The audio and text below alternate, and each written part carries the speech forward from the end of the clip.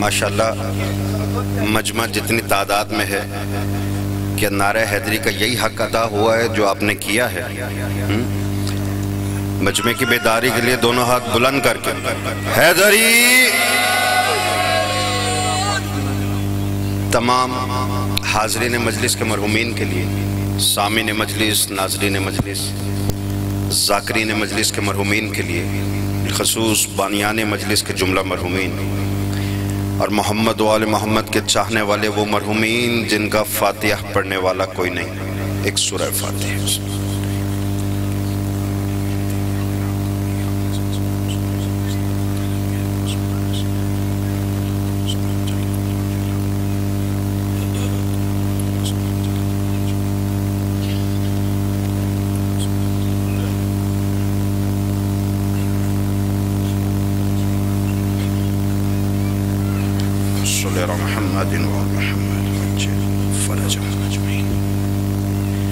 اعوذ باللہ من الشیطان اللعین الرجیم. بسم اللہ الرحمن الرحیم. الحمدللہ رب العالمین. تمام حمد ہے اس ذات واجب کے لیے جو ہر حمد کے لائق ہے.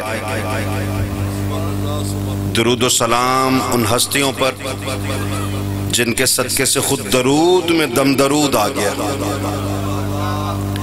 اما بعد فقط قال تبارک و تعالی فی کتاب المبین وہو اصدق الصادقین. بسم اللہ الرحمن الرحیم. قد جاءکم من اللہ نور و کتاب مبین. صلوات.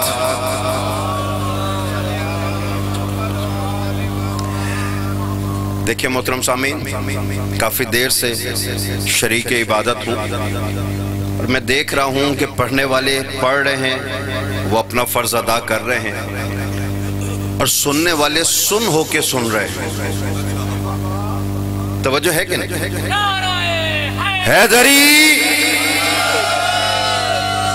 نہ اتنی خاموشی میں پڑھتا ہوں نہ پڑھنے کا عادی ہوں.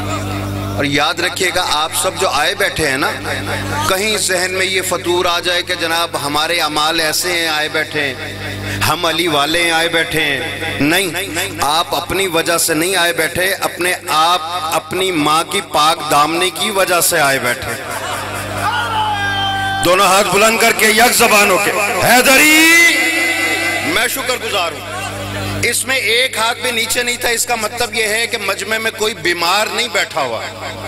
جو بیمار ہے اسے چھٹی ہے، لیکن جو بیمار ہے بھی صحیح. تو مولا فرماتے ہیں اگر تو بیمار ہے تو تجھے چاہیے کہ ہمارے ذکر میں بیٹھ کر زور زور سے سانس لے. کسی نے پوچھ لیا مولا مجھے بخار ہو، کہا ہمارے ذکر میں بیٹھ کے سانس لیا کرو. کہا مولا کوئی اور بیماری ہو، کہا ہمارے ذکر میں بیٹھ کے سانس لیا کرو. کہا مولا وجہ کیا ہے؟ کہا اللہ نے جبرائیل کو کہا، جبرائیل نے رسول کو بتایا، رسول نے امت میں یہ نسخہ عام کر دیا کہ ذکرنا شفاء، ہمارا ذکر ہی تو اللہ نے شفا بنا دیا. جیو جیو جیو. دونوں ہاتھ بلند کر کے حیدری. میں شکر گزار، میں شکر گزار. میں سمجھا آپ تھک گئے. یاد رکھیے گا یہ جو آپ آئے بیٹھے ہیں نا، یہ اپنی وجہ سے نہیں آئے بیٹھے، یہ آپ اپنے پاک شجرے کی وجہ سے آئے بیٹھے. دیکھیے کہیں آپ کو نہیں ملے گا امام نے فرمایا ہو کہ اگر اپنے دل کے اندر ہماری مودت کی گرمی محسوس کرو تو باپ کے حق میں دعا کیا کرو. نہیں ملے گا. ہمارے مودت کی گرمی محسوس کرو تو چچا کے حق میں دعا کیا کرو. نہیں، یہ دونوں جملے کہیں نہیں ملیں گے. مولا فرماتے ہیں اگر اپنے دل کے اندر ہماری مودت کی ٹھنڈک محسوس کرو تو اپنی ماں کے حق میں دعا کرنا. اب مجھے بتائیں تو صحیح، مجمع خاموش ہو گیا تو مجھے دکھ ہوگا، میں سمجھوں گا میں جملہ پہنچا نہیں سکا. یہ گرمی کا لفظ نہیں ملے گا، ٹھنڈک کا لفظ ملے گا، خنکی کا لفظ ملے گا. اور آپ جانتے ہیں کہ جہاں ٹھنڈک ہوتی ہے وہاں چیزیں خراب نہیں ہوا کرتی. نہیں، یہ ہاتھ نیچے نہیں رہیں گے. حیدری میں شکر گزار ہوں جہاں ٹھنڈک ہو وہاں چیزیں خراب نہیں ہوا کرتی، اور دنیا نے یہ دیکھ لیا، قبریں اکھاڑ اکھاڑ کر کہ 1400 سال پہلے کا مزار گرایا، قبر کو پچھاڑا، اس میں سے مردے کو نکالا، اور دیکھ کر حیران رہ گئے کہ علی والا تھا نا تو اپنے چہرے کی سرخی بھی قائم تھی، کفن بھی میلا نہیں ہوا تھا۔ جیو جیو جیو، سلامت رہو، یہ ہاتھ کسی کا محتاج نہ ہو، یہ زبانیں کسی کی محتاج نہ، توجہ ہے کہ نہیں؟ یاد رکھیے گا، مجلس میں آ کر آدمی نہیں بولا کرتے، مجلس میں آ کر اس کے عقیدے بھی نہیں بولا کرتے، علی و بطول کے ذکر میں اس کے شجرے بولا کرتے۔ یاد رکھیے، قرآن مجید میں اللہ فرما رہا ہے، میں نہیں کہہ رہا، پاک پروردگار اعلان کر کے کہہ رہا ہے، قَدْ جَاءَكُم مِّنَ اللَّهِ نُورٌ وَكِتَابٌ مُبِينٌ۔ اے محمد و مصطفیٰ اپنی امت سے کہہ دو کہ صرف قرآن کافی نہ سمجھے، نہیں اتنی خاموشی سے نہیں، ہم نے تمہاری طرف دو چیزیں بھیجی ہیں، ایک نور بھیجا ہے، دوسری کھلی ہوئی کتاب بھیجی۔ توجہ ہے نا؟ میں شکر گزار ہوں، میں شکر گزار ہوں، آخری آدمی تک جو ہاتھ اٹھا رہے، کیا کیا چیزیں آئیں؟ ایک نور آیا، دوسری کھلی کتاب۔ اچھا لوگوں نے یہ کہہ دیا کہ جناب اللہ بھی نور ہے، محمد مصطفیٰ بھی نور ہے، ایک نور نے دوسرے نور کو بھیجا۔ میں نے کہا ہمارا اختلاف ہی نہیں، میں نے کہا بسم اللہ آؤ ذرا آیت غور سے پڑھو، بھیجنے والا کون ہے؟ اچھا ماشاءاللہ مجمع پڑھا لکھا ہے، جانتے ہیں بھیجنے والا کون ہے؟ اللہ۔ اللہ کا نام لو عبادت بڑھ جائے گی۔ بھیجنے والا کون ہے؟ اللہ۔ جس کی طرف بھیجا جا رہا ہے وہ کون ہے؟ محمد الرسول اللہ۔ بھیجنے والا خدا ہے، ریسیو کرنے والا، حاصل کرنے والا محمد رسول اللہ۔ جسے بھیجا جا رہا ہے دو چیزیں ہیں، ایک کتاب ہے جس کا ذکر بعد میں آیا ہے، تو تین چیزیں تو ظاہر ہو گئی۔ قَدْ جَاءَكُم مِّنَ اللَّهِ نُورٌ وَكِتَابٌ مُبِينٌ۔ جملہ سمجھ میں آئے میرے ساتھ بولنا، نہ سمجھ میں آئے تمہیں چھٹی ہے، میں سمجھوں گا، سمجھا نہیں سکا، یاد رکھے گا بھیجنے والا خدا ہے، ریسیو کرنے والا رسول خدا ہے، جو آ رہے ہیں ایک کتاب ہے دوسرا نور ہے۔ تو یاد رکھنا یہ جو نور ہے یہ نہ خدا کا نور ہے نہ رسول کا نور ہے، کتاب سے الگ ہے۔ اب آیت کے مطابق تلاش کرو وہ نور جو اللہ نے بھیجا ہے، رسول نے حاصل کیا ہے اور کتاب سے پہلے آیا ہے۔ جیو جیو جیو حیدری،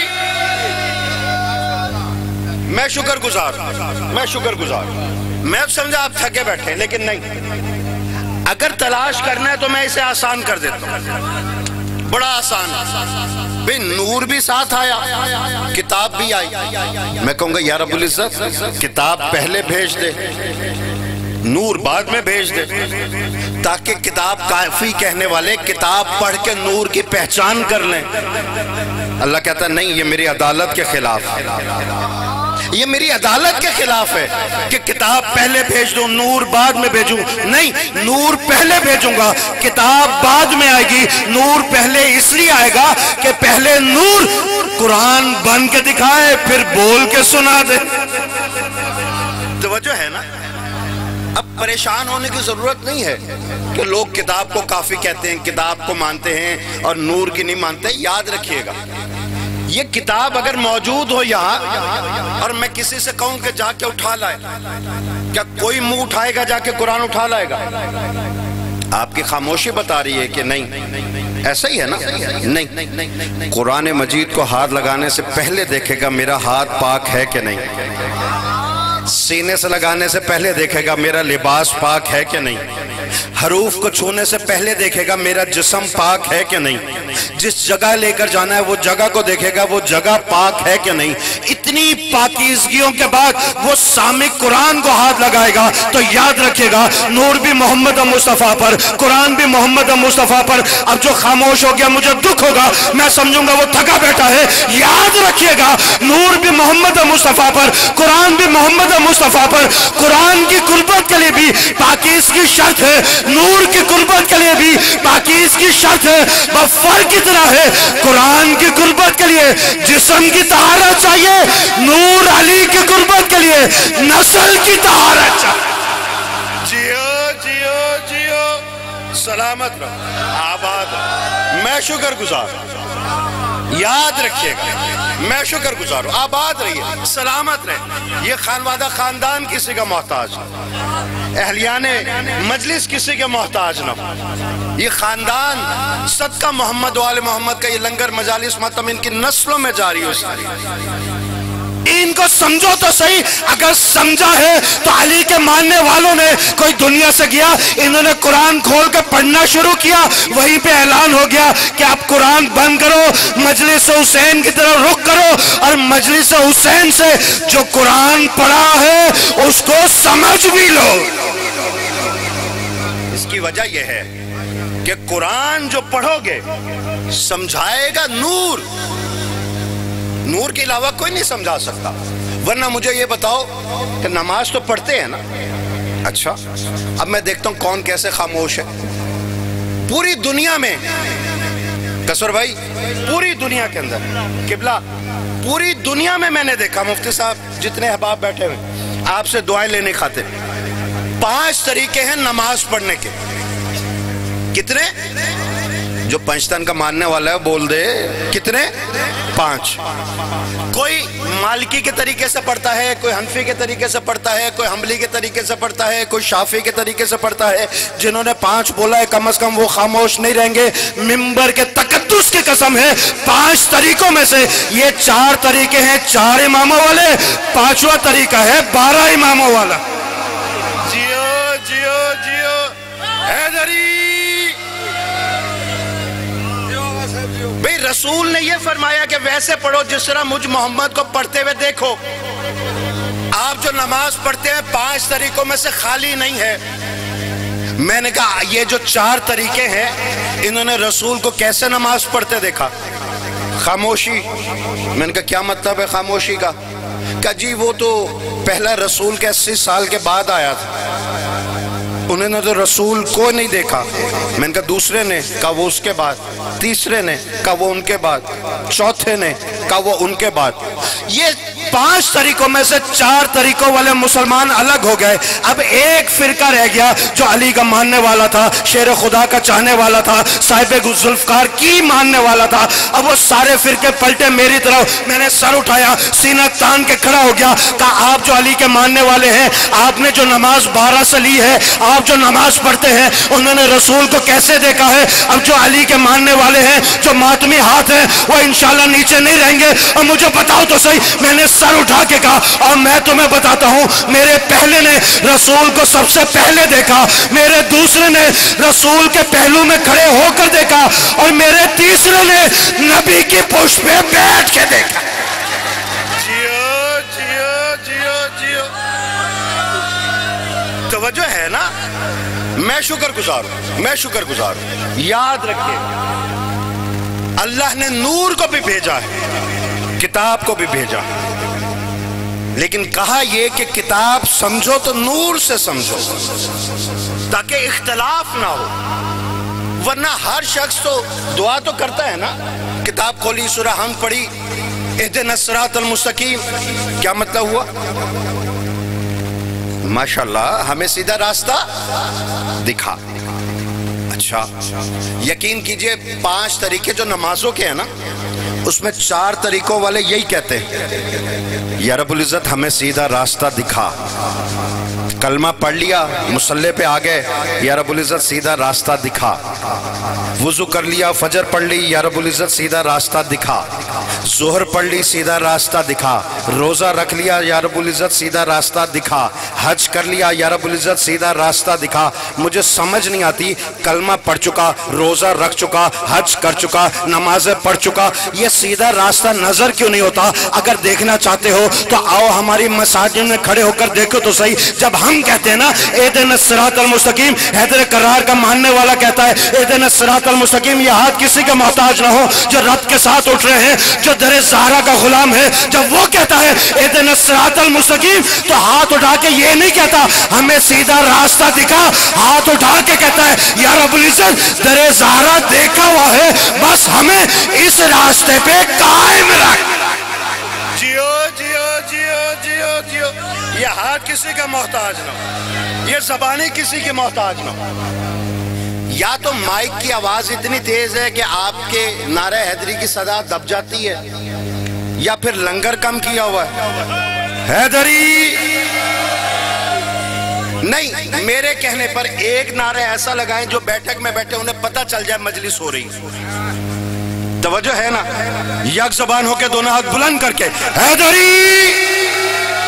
میں شکر گزار بھائی، مجھے بتائے نا صراط مستقیم، صراط مستقیم، ہر بندہ کہہ رہا ہے صراط مستقیم، آؤ پوچھو تو صحیح کہ صراط مستقیم کہتے کسے؟ جملے آپ کے حوالے، ممبر قبلہ کے حوالے، دامن وقت میں گنجائش نہیں۔ صراط مستقیم کہتے کسے؟ کسی مولوی مفتی مجتہد سے پوچھے نا، قبلہ موجود ہے، پوچھ لیجئے گا صراط مستقیم کسے کہتے؟ جی جنت تک کے راستے کو، ایسا ہی ہے نا؟ کسے کہتے ہیں؟ جنت تک کا راستہ۔ مولوی ڈنڈی اسی تک میں مارتا ہے، ہاں قبلہ وہ تو اس تاک میں ہے کہ کہیں تک آئے تو ڈنڈی لگے۔ ہر تک کی کوئی تک بھی ہوتی ہے کہ نہیں؟ مولوی سے اگلا سوال کیجئے گا ضرور، بھئی کیوں؟ یہ تو روزمرہ کی بات ہے نا۔ میں نے کسور کو فون کیا، بھئی میں نے آنا ہے ممبر تک، تو اس نے فوراً پوچھا بھئی تک تو آنا، یہ بتاؤ آنا کہاں سے ہے؟ جیو جیو سلامت رہو، آنا کہاں سے ہے؟ بھئی ڈیرہ غازی خان سے آنا ہے، میں وہ راستہ بتاؤں؟ ملتان سے آنا ہے وہ بتاؤں؟ اسلام آباد سے آنا ہے وہ بتاؤں؟ مولوی بتاتا کیوں نہیں؟ اگر صراط مستقیم کا مطلب ہے جنت تک کا راستہ، اور بتا تو صحیح یہ جنت تک راستہ جاتا کہاں سے ہے؟ دونوں ہاتھ بلند کر کے جیو سلامت رہو۔ میں خوش ہوں، آپ سے میں خوش ہوں، سید کی دعا ہے مولا آپ کو کسی کا محتاج نہ کرے۔ صراط مستقیم دیکھنا چاہتے ہو کہتے کسے ہیں؟ تو ایک چھوٹا سا پہلے مثال دیتا ہوں۔ اگر دیکھنا ہے کہ کسور کا گھر کہاں ہے تو آپ باہر کھڑے ہو جائیں، دیکھتے رہیں، اس کے آنے جانے پہ نظر رکھیں۔ یہ گلیوں میں سے ہوتا ہوا گھر، گلیوں میں سے ہوتا ہوا امام بارگاہ، پتہ نہیں چل جائے گا یہ امام بارگاہ سے اس کے گھر تک راستہ جاتا کہاں سے ہے؟